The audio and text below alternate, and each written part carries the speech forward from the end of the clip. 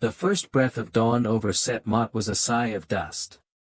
It whispered through the narrow alleyways, caressed the flat roofs of mud brick houses huddled like sheep against the pale desert hills, and carried on its wings the scent of sleep, of cool stone, and the faint, ever-present tang of human lives lived in close proximity. For Soker, tomb painter and son of Epur, it was the taste of this dust on his lips, gritty and ancient, that usually served as his first waking sensation, a daily communion with the land that both nurtured and consumed its children. But this morning, it was the cough that tore him from the shallow depths of slumber. A sound like dry leaves skittering over rock, harsh and ragged, ending in a small, despairing whimper. Merit. His sister. The sound was a chisel chipping at the fragile edifice of his hope, each spasm a fresh crack in the carefully constructed wall of his composure. He lay still on his reed mat, the thin linen sheet offering scant comfort against the pre-dawn chill that snaked through the unglazed window slit, his ears straining in the gloom. The coughing subsided, replaced by the shallow, whistling breaths that had become the soundtrack to his anxieties.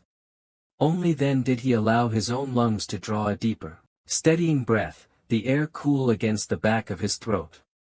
He rose with the fluid economy of a man whose every sinew was accustomed to labor, whose every movement was measured against the relentless demands of the sun and the stone. The single room of their dwelling was small, its walls of plastered mud brick radiating a lingering coolness from the night. A few clay pots stood in one corner, holding their meager supplies of grain and water. A small, sputtering oil lamp cast flickering shadows, making the familiar objects seem strange and alive. Merit lay on her own mat, her face turned towards the wall, her slight form barely a mound beneath the patched linen blanket. Even in the dim light, he could see the feverish sheen on her brow, the unnatural flush on her cheekbones.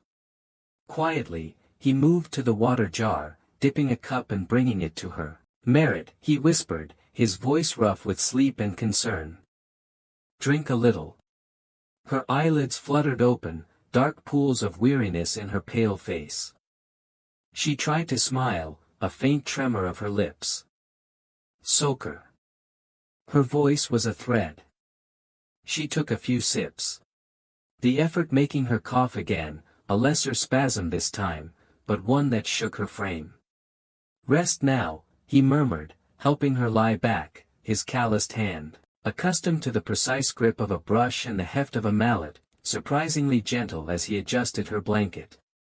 The familiar ache of helplessness settled in his chest, heavy as unsplit granite. The village healers, with their poultices of dung and their muttered incantations, had offered little relief. Old Nebbit, the midwife who knew more of herbs than many a temple priest, had shaken her head sadly, her eyes full of pity. Merit needed more.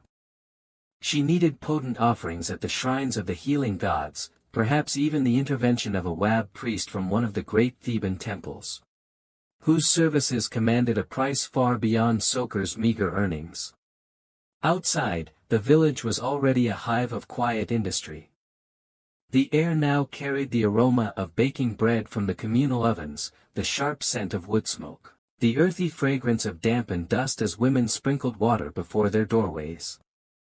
Children's voices, thin and bright, floated from nearby courtyards. Donkeys, laden with water skins or baskets of provisions, brayed their complaints.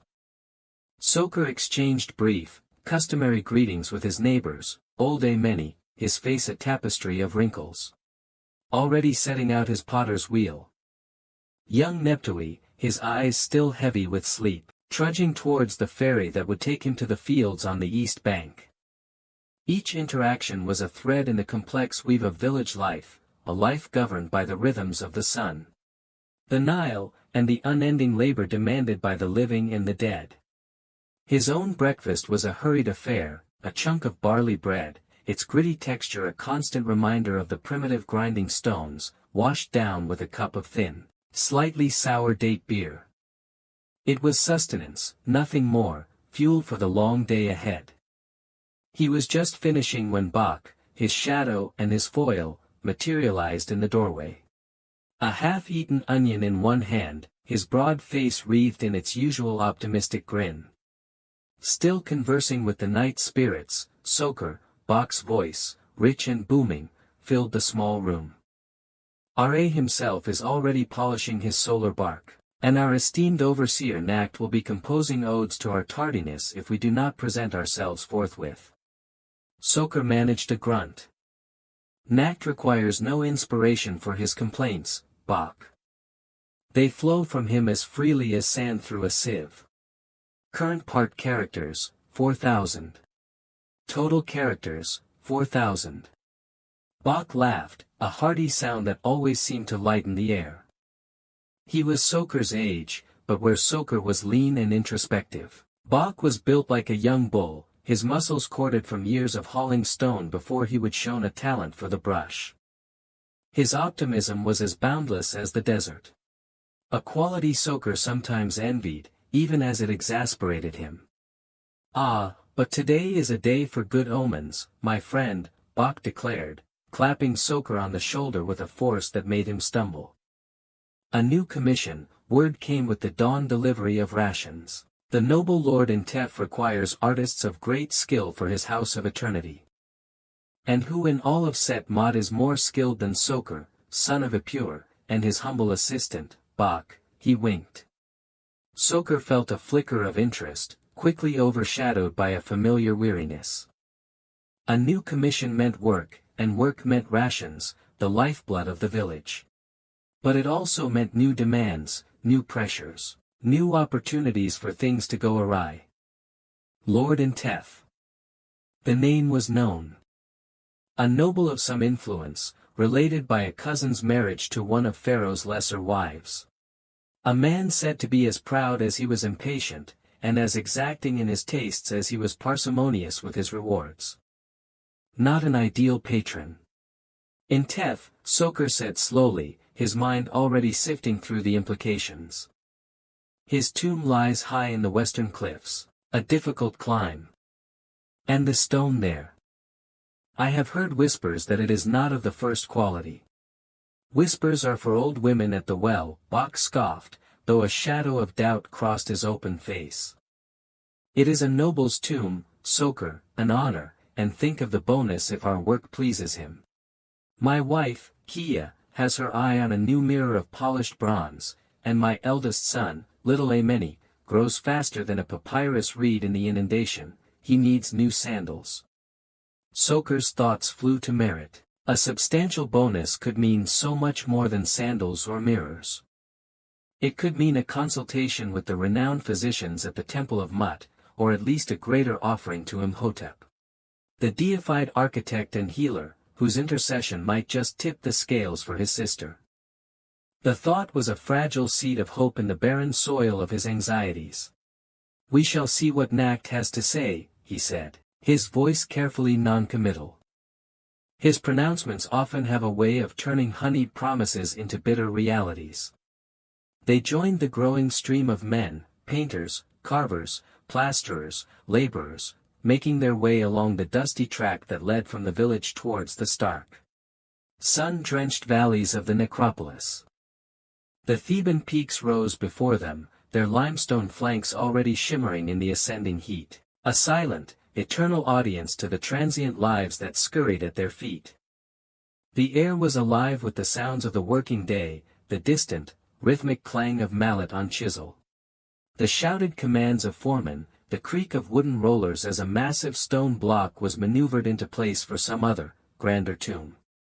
Nacht, the overseer of artisans, stood at the entrance to TT 388, the designated tomb of Lord in Tef. He was a man whose face seemed to have been hewn from the same unforgiving rock as the cliffs themselves, his eyes, beneath a perpetually furrowed brow, as sharp and penetrating as a well-aimed drill. A roll of papyrus, insignia of his authority, was tucked into the belt of his clean, if somewhat worn, linen kilt. "You have decided to grace us with your presence, then," Nacht observed as Soker and Bach approached, his voice devoid of warmth. Though they were, by any reasonable reckoning, precisely on time, Nacht cultivated an air of perpetual dissatisfaction. It was, Soker suspected, a tool to keep the workers constantly on edge, striving to exceed expectations that were always just out of reach. "The blessings of the morning to you, esteemed overseer Nacht," Bach offered, his voice smooth and deferential. We hurried as swiftly as Ra's own chariot. Current part characters, 3,988. Total characters, 7988. Nacht's thin lips twitched, a gesture that might have been the ghost of a smile or merely a grimace. "Your speed will be tested soon enough, Bach. Lord Intef is not a man who appreciates tardiness, either in his servants or in his journey to the afterlife." He unrolled the papyrus with a series of sharp cracks that echoed in the still morning air. "His lordship has conveyed his fervent desire that his house of eternity be completed with a swiftness and a magnificence that will ensure his smooth passage to the field of reeds and earn him the favor of Osiris." Soker studied the preliminary sketches on the papyrus. They were ambitious, even for a noble of Intef's standing. The outer chamber was to be filled with elaborate offering scenes, depictions of Intef before various deities, and a detailed rendering of the journey to Abydos. But it was the section detailing the opening of the mouth ceremony that made his breath catch. "Note well, painters," Nacht said, his finger tapping the densely illustrated panel. "Lord Intef requires no fewer than 30 distinct mourners for this scene. Each is to be individually characterized, their grief palpable. The sem-priest, the lector-priests, the offering-bearers, all must be rendered with the utmost precision and dignity. His lordship believes the fervor of their lamentations will echo through eternity and attest to his worthiness." 30 mourners. Soker exchanged a quick, almost imperceptible glance with Bach. It was an immense undertaking. Each figure required careful sketching, intricate painting of pleated linen robes, unique facial features, symbolic gestures. The sheer man-hours involved would be staggering. Furthermore, Nacht continued, his voice droning on, oblivious or indifferent to their silent calculations, "The inner chamber, the chamber of gold, where his lordship's gilded sarcophagus will reside, is to be adorned with scenes from the sacred Book of Gates. Specifically, the 4th, 5th, and 6th hours of the night journey. The serpent Apep, the guardians of the portals, the fiery lakes, all are to be depicted with a terrifying realism that will protect his lordship's slumber and fill any potential desecrators with mortal dread." He paused, his gaze sweeping over them. "Lord Intef is a connoisseur of such things. He expects the divine forms to pulse with power, the demons to snarl with genuine menace."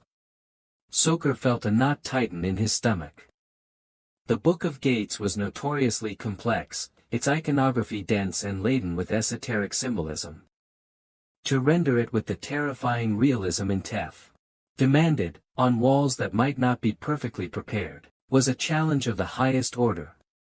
"The western wall of this outer chamber, great overseer," Soker ventured, his voice carefully respectful, "it presented some difficulties during the initial quarrying. The stone there is known to be fractured, with veins of softer marl. I fear it may prove unstable for detailed carving, and even for plasterwork if not meticulously prepared." He had inspected the tomb briefly a moon ago, when it was first being opened, and the sight of the crumbling rock face had stayed with him. Nacht's eyes, like chips of flint, narrowed. The master quarryman of Pharaoh's own worksite at Karnak supervised the cutting of these chambers. They declared the stone to be adequate.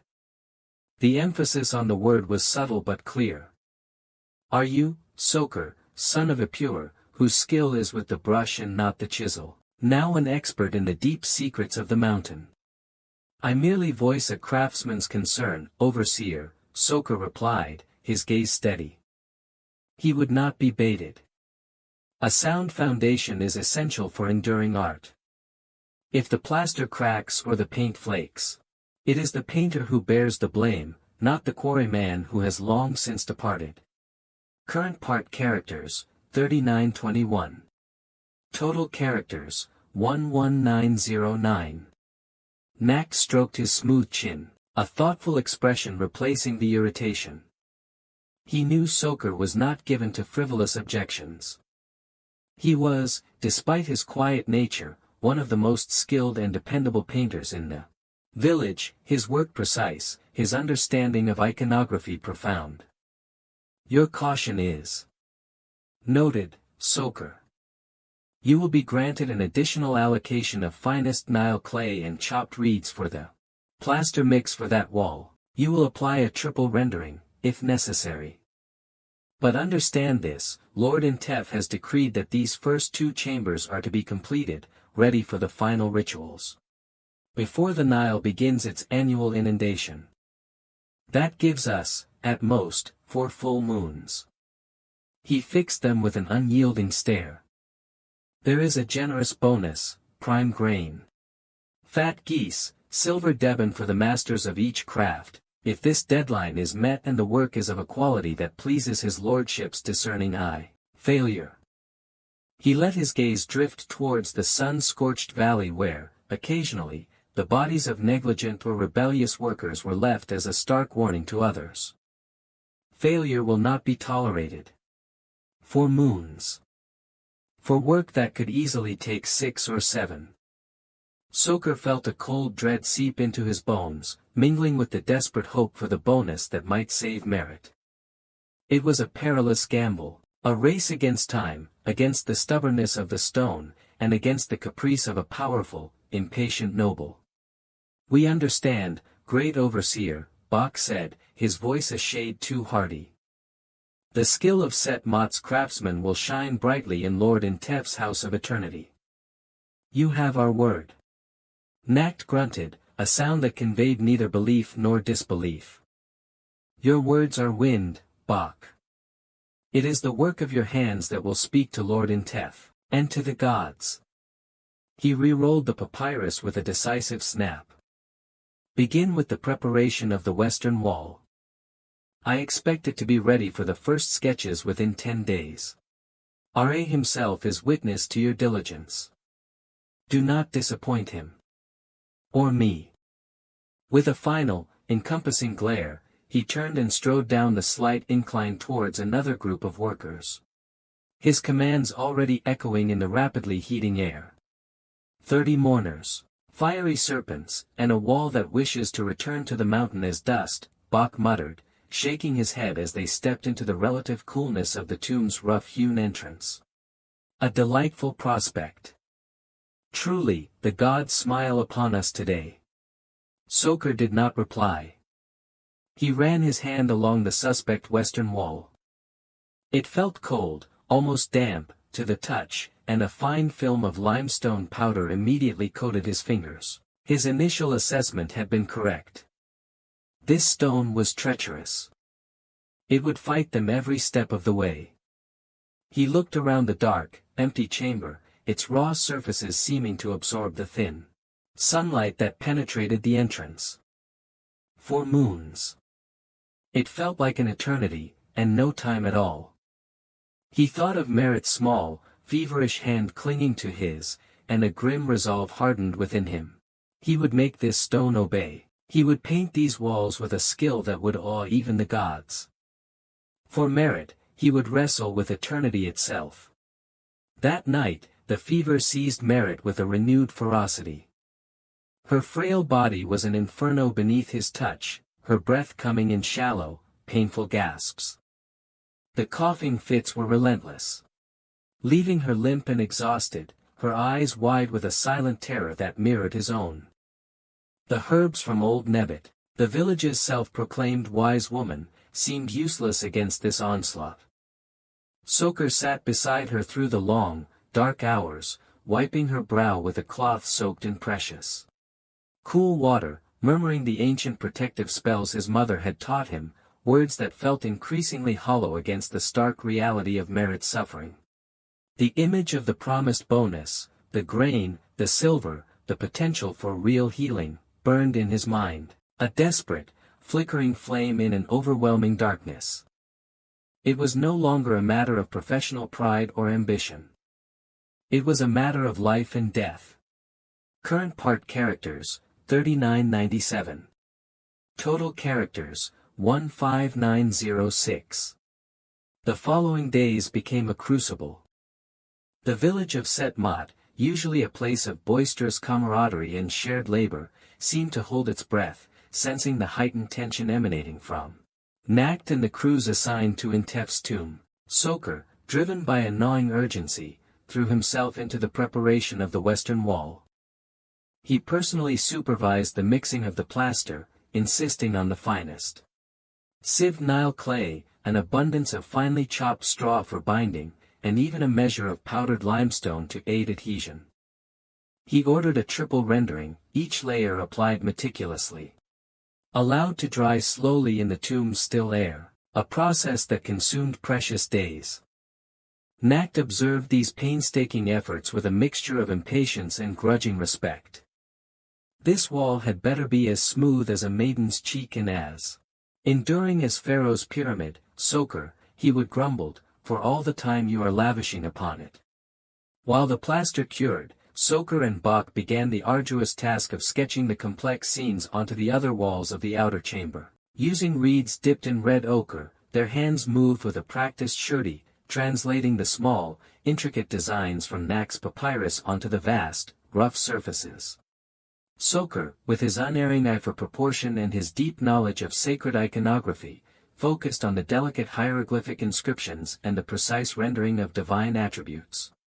He cross-referenced Nacht's sketches with his own mental library of images gleaned from years spent in other tombs, ensuring every symbol, every gesture, was correct according to ancient tradition.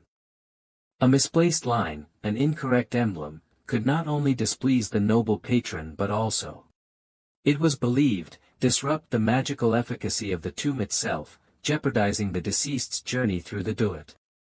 Bach, whose talent lay more in capturing the dynamic energy of figures than in the minute precision of hieroglyphs, roughed in the larger forms, the stately procession of offering-bearers, the majestic figure of Intef himself making obeisance to Osiris, Lord of the Dead. Their partnership was a well-oiled machine, born of years working side by side, each anticipating the other's needs, their contrasting strengths complementing each other.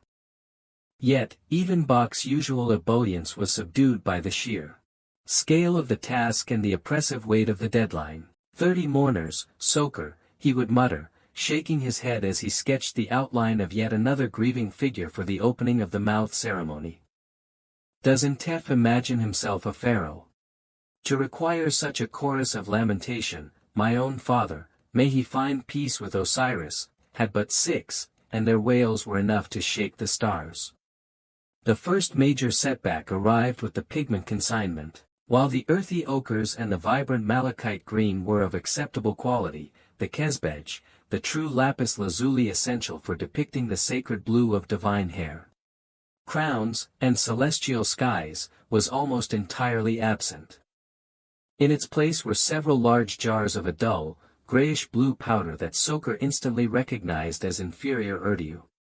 Egyptian blue frit, and a poorly manufactured batch at that. He ground a sample on his stone palette.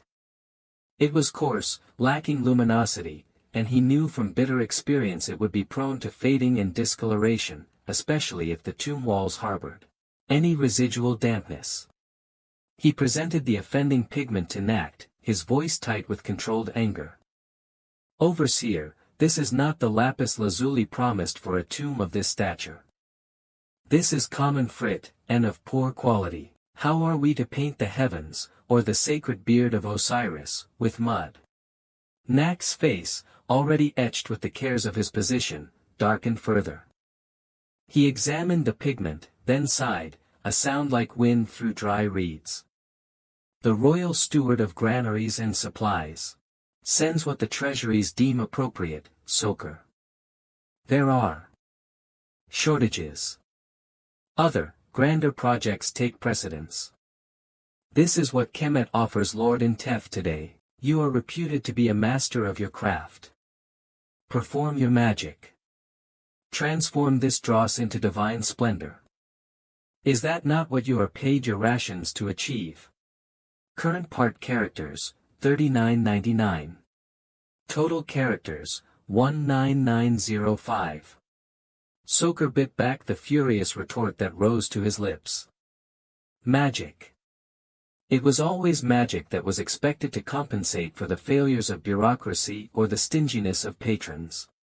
He knew it was futile to argue. He would have to hoard the tiny fragments of true lapis he possessed from previous, more fortunate commissions, using them only for the most critical divine attributes.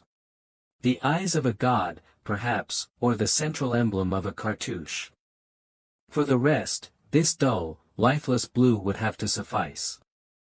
He could only pray that the power of the forms he painted, the precision of his lines, would somehow transcend the poverty of the material. Merit's condition remained a precarious seesaw. Some days, a flicker of her old spirit would return. She would sit up, her eyes brighter, and ask Soaker about the images he was painting in the nobleman's tomb, her imagination captivated by the tales of gods and monsters. On other days, the fever would consume her, the coughing fits would leave her breathless and weeping, and Soaker would sit by her side through the long nights. His heart a cold stone in his chest, the faces of Intef's 30 mourners seeming to mock him from the shadowy corners of his mind. It was during one of these darker periods that Tosret became a more constant presence in their small household. She was the granddaughter of a renowned village healer. Now long departed to Osiris, and though young, Tosret had inherited much of the old woman's knowledge of herbs and healing charms. She was quiet, observant, with eyes that seemed to see beyond the surface of things. She moved with a gentle competence, her hand surprisingly strong as she helped Soaker turn merit, or skillfully applied poultices of warm mashed figs and honey to her congested chest. The breath belongs to Ammonius, but the body is of Geb, the earth, Tosret would murmur, grinding dried horehound leaves with a smooth river stone. We must coax the earth to release its hold, and invite Ammonius' breath to flow freely. She taught Soaker how to prepare infusions of coltsfoot and licorice root to soothe Merit's throat, and showed him which wild desert plants, found only in the most sheltered wadis, could be used to reduce fever. Her presence was a balm, not just to Merit, but to Soaker's own frayed spirit. She asked for little. A small portion of their grain ration in return for her herbs and her time, but her kindness felt like a gift beyond measure. He found himself looking forward to the evenings when she would come, after his own exhausting day in the tomb. While Merit slept, they would sit in the small courtyard under the vast, indifferent stars, speaking in low voices. Tosret possessed a quiet wisdom, a deep connection to the rhythms of the natural world that Soaker, his life circumscribed by the artificial darkness of tombs and the rigid demands of his craft, found both fascinating and comforting. She spoke not of grand theological pronouncements, but of the subtle language of plants, the messages carried on the desert wind, the ancient power that resided in the earth itself. Your hands are skilled, Soaker, she said one night, noticing the raw, blistered skin on his palms. They speak the language of eternity on stone.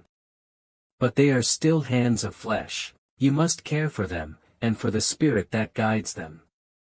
She prepared a soothing salve of aloe and myrrh, her touch gentle as she applied it to his aching fingers. In those moments, the weight of Intef's tomb, the fear for Merit, seemed to lift, just a little.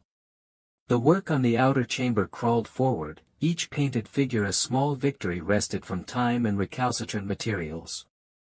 Soaker poured all his skill and concentration into the 30 mourners. He remembered the vivid descriptions of the opening of the mouth ceremony from the sacred papyri, the ritual actions designed to restore the senses of the deceased, to allow the Ka to once again see, hear, speak, and partake of offerings.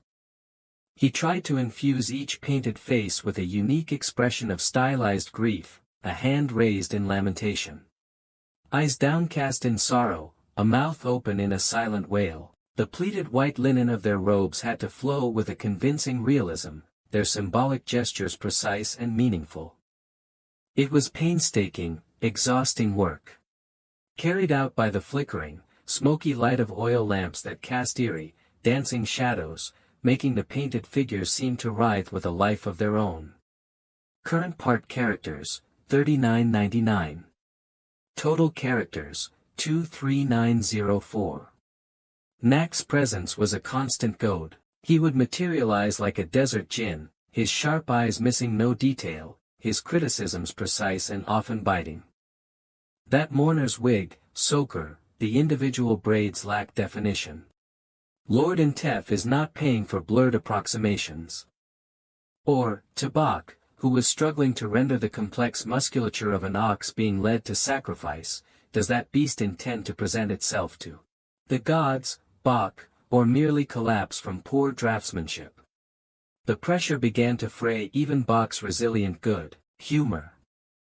Sometimes, he muttered to Soker one sweltering afternoon, as they paused to wipe the stinging sweat from their eyes, "I think Knack was born with a chisel in one hand and a list of complaints in the other. If he ever praised a piece of work, I would suspect the world was about to end." Soker understood Bach's frustration, but he knew Knack was himself under immense pressure from Intef's steward, a man named Rez, notorious for his arrogance and his ability to find fault even in perfection. Residential had begun making weekly inspection tours of the necropolis, his pronouncements sending ripples of anxiety through all the work crews. It was during one of these periods of heightened tension that disaster struck. Soker had just completed a particularly intricate panel depicting Intef offering incense to a seated Osiris. He had used his hoarded true lapis for Osiris's divine beard and the highlights of his Intef crown, and the effect was, he felt, quite magnificent. He stepped back to admire his work. A rare moment of satisfaction warming him despite the tomb's chill. At that precise moment, a careless apprentice on a rickety wooden scaffold above, startled by a shout from a foreman outside, dropped a heavy limestone chip. Soker heard Bach's warning cry a fraction of a second before the chip, sharp-edged as a knife, struck his left forearm. Pain, white-hot and sickening, lanced through him. He cried out, stumbling back, his palette and brushes clattering to the dusty floor. Blood, shockingly red against his dust-coated skin, welled from a deep gash. Bach was at his side instantly, his face pale with alarm. "Soker, by the sacred eye of Ra, are you badly hurt?" The pain was intense, but through the haze, Soker's first thought was for